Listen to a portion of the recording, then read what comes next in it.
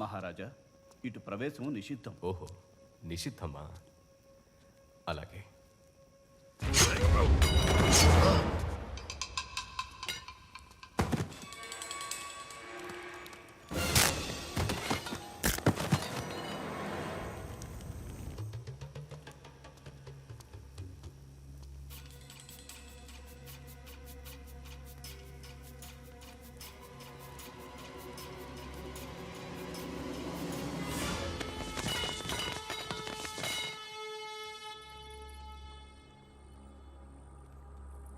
ఇక్కడున్నారా?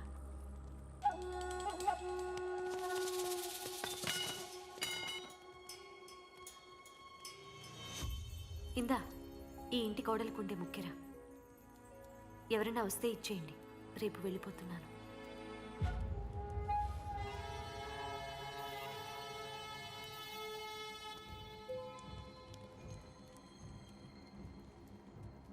ముక్కరిస్తే చెల్లిపోతుందా? ఇంకా చాలా ఇచ్చానే. నేను చాలా ఇచ్చాను. అలా లెక్కలేసుకుంటే మీరే నాకు రుణపడి ఉంటారు. పిల్లలు వాళ్ళు అమ్మతో ఉంటారు. ఈ రాత్రైనా నాతో ఉంచొచ్చుగా. ఇంకా నయ్యం, నన్నుండమనలేదు.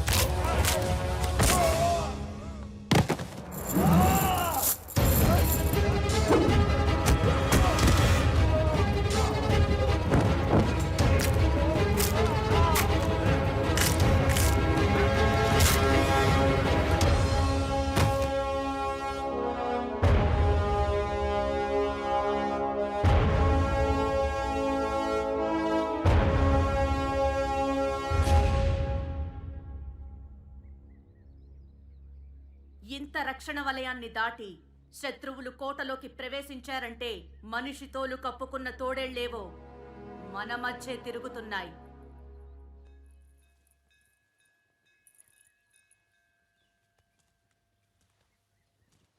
మహారాణి, నీ భర్తతో కలిసి మా అమ్మతనాన్ని బ్రతికించిన మాతృమూర్తివి. ఇలాంటి దాడులు ఎన్ని జరిగినా నీ ఐదోతనానికి ఏమీ కాదు వాసిష్ఠీదేవి. ఆ రాక్షసుడి చెర నుంచి మా బిడ్డల్ని విడిపించేందుకు నీ బిడ్డను ఎరవేశావు. ముద్దుగారి వయసులో యుద్ధరంగానికి పంపి అత్తగారిని వెంచిన వీరమాతవయ్యావు. నా బిడ్డ నన్ను అమ్మా అని పిలుస్తున్నప్పుడు నీ త్యాగమే గుర్తుకొస్తోందమ్మా. ఆ ధర్మమూర్తిని తయారు చేసింది గౌతమి మాత పెంపకమే కాదమ్మా, నీలాంటి వీరపత్ని మీదున్న నమ్మకం కూడా. మీ గురించి మహారాజు మా సామంత రాజులకు ఏం చెప్పారో తెలుసా? ప్రభు, వాసిష్ఠిదేవి ఒప్పుకుంటుందా? ఆమెది మాత్రం మాతృత్వం కాదా? తను నా శరీరంలోనే కాదు, సంకల్పంలో కూడా సగభాగం.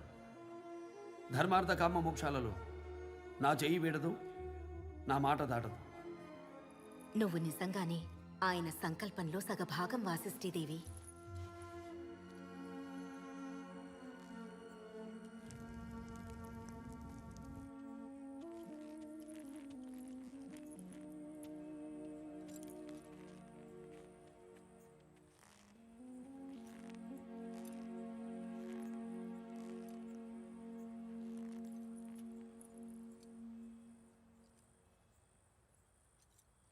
వాసిష్ఠి,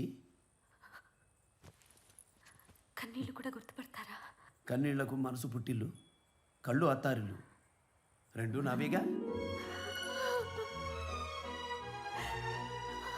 పుట్టింటికి వెళ్తానన్నావు.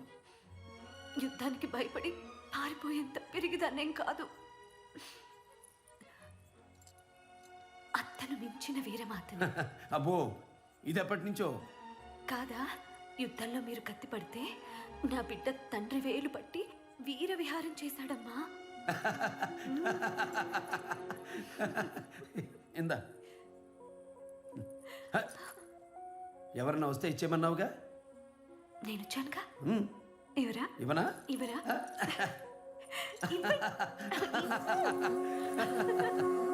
తన పేరు ఎథీనా. పశ్చిమ తీరంలోని పారసీకులు. వాళ్ళ తాతగారు ప్రపంచ యాత్రికులు. మన సంస్కృతి నచ్చి సింధు పరివాహక ప్రాంతంలో స్థిరపడ్డారు. అందుకు మా కళలు అబ్బినందుకు, మమ్మల్ని అబ్బురపరిచినందుకు. మీ గురించి కథలుగా విన్నాను. ఇప్పుడు మిమ్మల్ని కలిసే అదృష్టం కలిగింది. అది మా అదృష్టం. ప్రభు,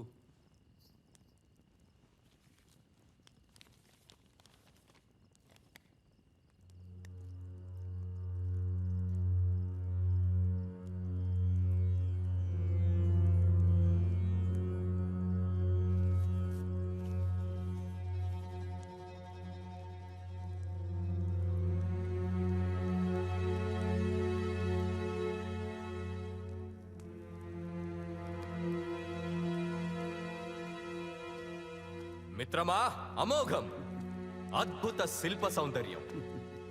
ఇవి శిల్పాలా లేక మా సోదరిని మనువాడిన జ్ఞాపకాలా? తెలుగు శిల్పే శిల్పి. అది చూసారా? మా తాత హాలుడు చెక్కించిన ఏనుగులు. ప్రభువులు ప్రజలను మోసే పట్టపుడు ఏనుగుల్లా ఉండాలట.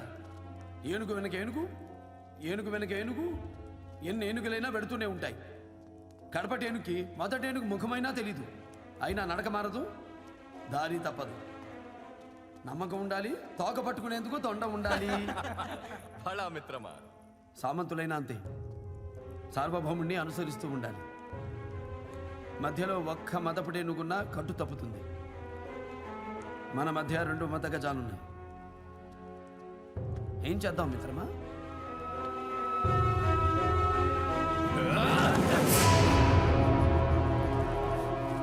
అప్పటి అలెగ్జాండర్ నుంచి ఇప్పటి డెమిత్రియస్ వరకు వరుస పెట్టడానికి మన దేశం పరదేశీయుల పడక కదా. యవనులతో చేతులు కలిపావా లేదా? శత్రువులు కోటలోకి ప్రవేశించడానికి సాయం చేశావా లేదా? ఓడించా, మారలేదు. క్షమించా, మారలేదు. వధించా, ఇక మారాల్సిన అవసరం లేదు.